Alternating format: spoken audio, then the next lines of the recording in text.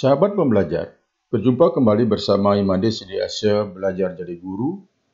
Kali ini kembali kita akan membahas materi pendidikan Pancasila dan kewarganegaraan yang akan kita bahas yaitu materi kelas 12 bab 2 tentang perlindungan dan penegakan hukum di Indonesia. Baiklah, untuk mempersingkat waktu, kita akan mulai saja membahas materi kita kali ini.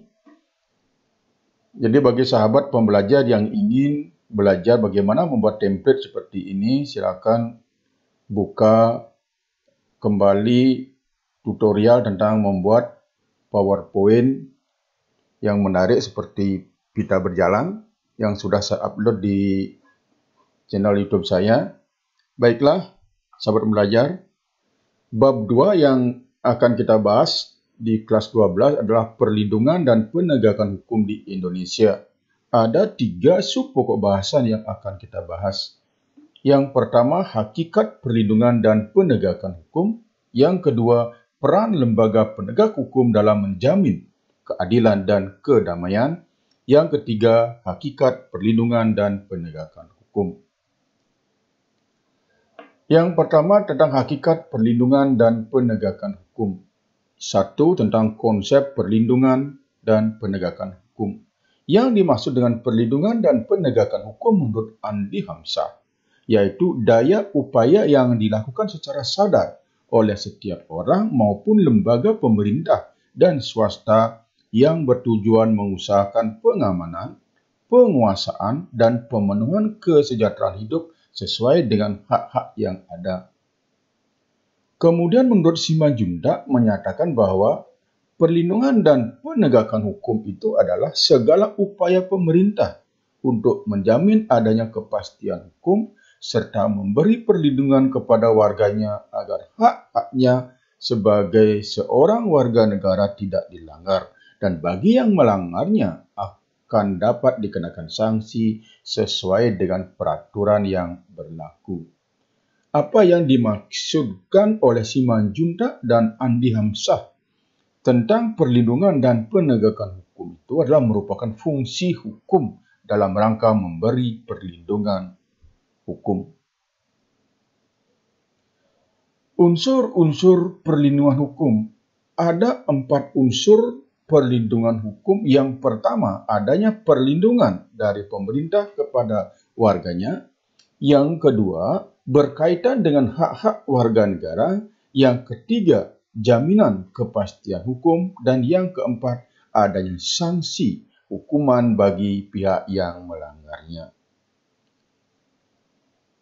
Contoh perlindungan hukum. Yang pertama itulah contohnya perlindungan konsumen, yaitu Undang-Undang RI Nomor 8 Tahun 1999 tentang perlindungan konsumen. Kemudian ada perlindungan hak atas kekayaan intelektual atau yang sering disebut dengan HAKI. Contohnya Undang-Undang Nomor 28 Tahun 2004 tentang hak cipta, Undang-Undang Nomor 15 Tahun 2001 tentang merek, Undang-Undang Nomor 13 Tahun 2006 tentang hak paten. Yang keempat, Undang-Undang Nomor 29 Tahun 2000 tentang perlindungan varietas tanaman. Dia masih banyak lagi contoh undang-undang tentang perlindungan hukum. Jangankan orang yang memiliki karya atau orang baik, orang yang disangkakan melanggar tindak pidana pun juga mendapat perlindungan. Kenapa? Karena setiap orang mendapat perlindungan terhadap hak-haknya, sekalipun tersangka dia harus dipenuhi agar jangan sampai dia diperlakukan semena-mena.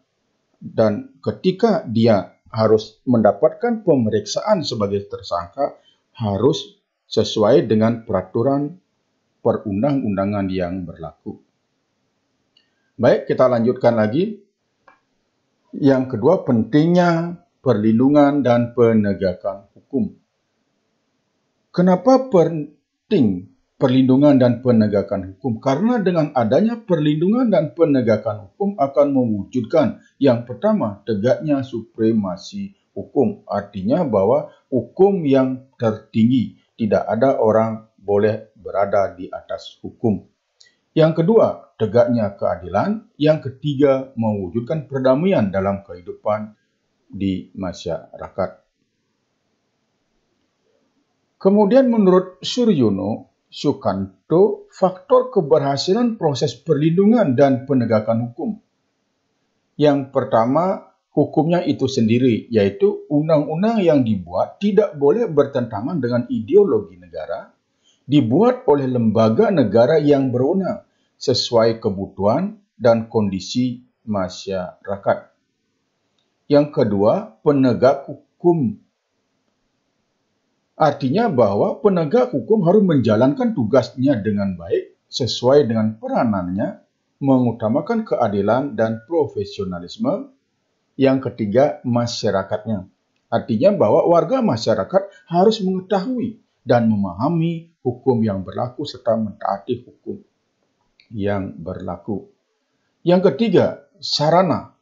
Ketersediaan sarana dan fasilitas memadai merupakan suatu keharusan bagi keberhasilan penegakan hukum.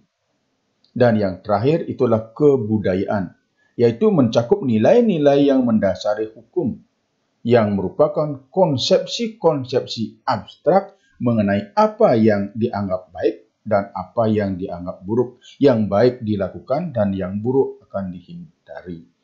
Baik sahabat, demikian yang bisa kita bahas untuk pertemuan kali ini. Terima kasih atas perhatiannya. Dan untuk pertemuan berikutnya kita akan membahas tentang sub pokok bahasan yang kedua, yaitu peran lembaga penegak hukum dalam menjamin keadilan dan kedamaian. Baik, terima kasih atas perhatiannya. Sampai berjumpa kembali pada pertemuan yang berikutnya.